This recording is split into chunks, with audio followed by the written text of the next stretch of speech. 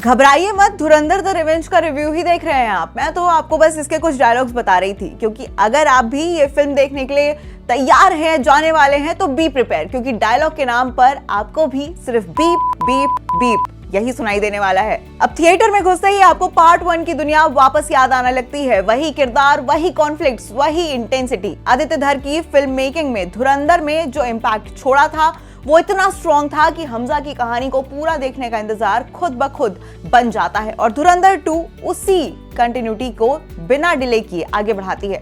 कहानी जसकीरत सिंह रांगी से शुरू होती है, एक ऐसा इंसान जो हालात की वजह से किलिंग मशीन बन गया। उसका पास्ट देखने के लिए आपको मेंटली तैयार रहना पड़ेगा, क्योंकि यहाँ इमोशन सिर्फ एक है और बदले अनेक। फिल्म फिर उसी लाइन में लौटती है जहां जसकीरत अब हमजा बन चुका है और सिर्फ सर्वाइवल नहीं बल्कि कंट्रोल के लिए भी खेल रहा है। फर्स्ट हाफ में उसकी टैक्टिकल प्लानिंग, पॉलिटिकल अंडरस्टैंडिंग और इंटेलिजेंस स्किल्स हाईलाइट होती है और यही पार्ट आपको सबसे ज्यादा एंगेज करके रखता है।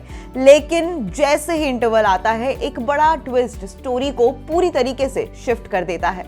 हमजा और जसकीरत के बीच का पर्दा हटने लगता है और यहीं से फिल्म और ज्यादा इंटेंस हो जाती है, या कहें कि थोड़ी बोरिंग भी हो जाती है। अब सेकेंड हाफ में फिल्म पूरी तरीके से खुल जाती है और यहीं से उसका पॉलिटिकल लेयर सामने आता है। पंजाब में drug issues, separatist funding, fake currency networks और इन सब को पाकिस्तान बेस्ड टेररिज्म से जोड़ना, ये नैरेटिव फिल्म को रियलिस्टिक और एंगेजिंग बनाता है।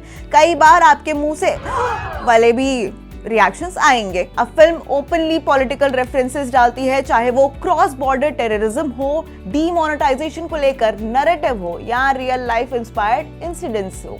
कई मोमेंट्स ऐसे लगते हैं जैसे कॉन्स्पिरेसी थ्योरीज को सिनेमैटिक ट्रुथ की तरह प्रेजेंट कर दिया गया। लेकिन यहीं पर फिल्म थोड़ी रिस्की भी हो जाती है। जब फिक्शन और रियल इवेंट्स को ज्यादा मिक्सअप किया जाता है ना, तो एंगेजमेंट कुछ अलग ही लगने लगती है। मतलब आप कहीं ना कहीं ऐसे वाले मूवमेंट पे आ जाते हो, बोरिंग हो जाता है वो। कैरेक्टर्स की बात करें तो रणवीर सिंह इस फिल्म की बैकबोन है और ये बात सेकेंड हाफ तक आते आते आपको क्लियर हो जाती है। जसकीरत के ट्रांसफॉर्मेशन से लेकर हमजा की डोमिनेंस तक रणवीर ने जिस एनर्जी और इमोशनल इंटेंसिटी के साथ ये रोल निभाया है वो जेन्युइनली इंप्रेसिव है। और हिंसा सिर्फ फिजिकल नहीं होती, उसमें इमोशनल कॉस्ट भी होती है और रणवीर ने दोनों को काफी ज्यादा बैलेंस किया है अपनी एक्टिंग के जरिए। उन्होंने अपनी बॉडी की हर एक, बोलते ना कि उंगलियों तक से उन्होंने एक्टिंग की है इस मूवी में। तो ऑफ कोर्स बैकबोन फिल्म का रणवीर सिंह ही आते हैं। संजय दत्त की बात करें तो संजय दत्त के एसपी चौधरी इस बार और ज्यादा डेंजरस और खतरनाक मोड में सामने आते हैं। उनका कैरेक्टर पहले पार्ट से कई ज्यादा एग्रेसिव और इम्पैक्टफुल लगता है और कई मोमेंट्स में वो प्योर मेनेंस क्रिएट करते हैं। बट जब अंत आते आते ना आपको संजय दत्त से थोड़ा हमदर्दी होने लगती है कहीं ना कहीं। लेकिन उनका एक मोमेंट आता है और लगता है कि यार कैरेक्टर को उप्स सॉरी। आगे बढ़ते हैं। अर्जुन रामपाल की बात करें तो अर्जुन रामपाल का मेजर इकबाल वो विलेन बनकर आता है जिसकी ऑडियंस को पहले पार्ट में उम्मीद थी। उनकी कामनेस, कैलकुलेटेड और ग्रे परफॉर्मेंस स्टोरी में अनप्रेडिक्टेबिलिटी ऐड करती है, लेकिन कहीं ना कहीं उनके जो कैरेक्टर को स्ट्रॉन्ग उभर के आना था वो मिसिंग लगता है। अब मूवी के सरप्राइजिंग एलिमेंट की बात करें तो वो है राकेश बेदी का जमील जमाल, जो फिल्म के एंड तक आते आते इमोशनल कनेक्ट का सबसे बड़ा सेंटर बन जाता है। कई व्यूअर्स के लिए वो फिल्म का हिडन हीरो बन सकता है। बाकी कैरेक्टर्स इंक्लूडिंग सारा अर्जुन स्टोरी में इमोशनल एंगल ऐड करती हैं, लेकिन ऑनेस्टली डेप्थ उतनी स्ट्रॉन्ग नहीं लगती है जितनी एक्सपेक्टेड थी। पिछले अगर आपने धुरंधर देखी होगी तो आपने देखा होगा सारा अर्जुन का कैरेक्टर जो है वो काफी ज्यादा बोल्ड है, लेकिन इसमें उन्हें काफी ज्यादा यूज नहीं कर पाए शायद डायरेक्टर। खैर आगे बढ़ते हैं। म्यूजिक इस फिल्म का प्राइमरी फोकस नहीं है और ये बात साफ दिखती है। फिल्म सॉन्ग से ज्यादा अपने बैकग्राउंड स्कोर पर डिपेंड करती है। बीजीएम इंटेंस है, हैवी है और कई सीन्स में इमोशंस को एम्पलीफाई करने का काम करता है।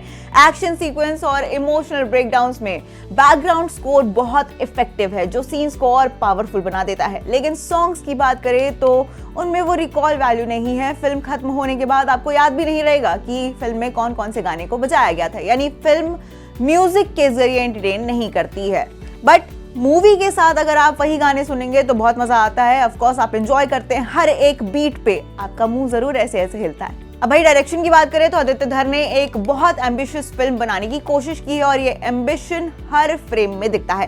फिल्म का स्केल बड़ा है, विजुअल ग्रैंड है और स्टोरी टेलिंग सिनेमैटिक है, लेकिन यही एम्बिशन कई जगह फिल्म की कमजोरी भी बन जाता है। डायरेक्टर ने स्टोरी को जितना एक्सपैंड किया है उतना टाइट वो नहीं रख पाए इस मूवी को।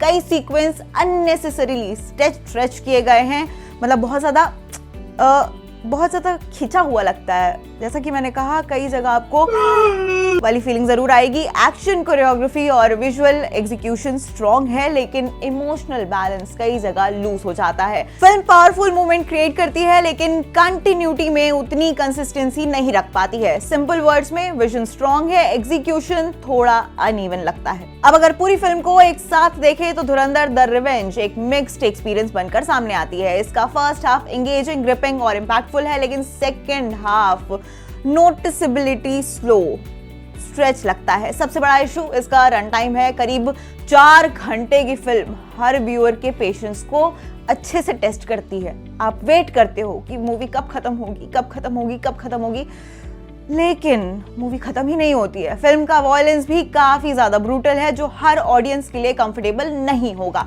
कुछ लोगों के लिए ये रियलिज्म लगेगा तो कुछ के लिए ये ओवरडन फील होगा। एंड ट्रस्ट मी, एक पॉइंट के बाद आपको फीलिंग आने लगेगी कि अब बस करो भाई, हो गया, खत्म करो, कब आएगा क्लाइमैक्स। ये है क्लाइमैक्स, ये है क्लाइमैक्स, ये है। इस पॉइंट पे आकर आप जरूर आएंगे और मुझे कमेंट में बताइएगा अगर आपको ऐसी फीलिंग आई होगी मूवी देखते हुए। तो ओवरऑल फाइनल वर्डिक्ट की बात करें तो सीधा और क्लियर है, रणवीर सिंह इस फिल्म की सबसे बड़ी ताकत है और उनकी परफॉर्मेंस इस फिल्म को एलिवेट करती है।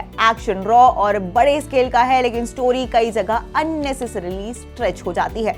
फिल्म का वॉयलेंस पहले पार्ट से दोगुना है और एक्शन, ब्रूटैलिटी और गालियां सब कुछ बहुत ज्यादा इंटेंस है। ये हर व्यूअर के लिए कंफर्टेबल एक्सपीरियंस नहीं होगा।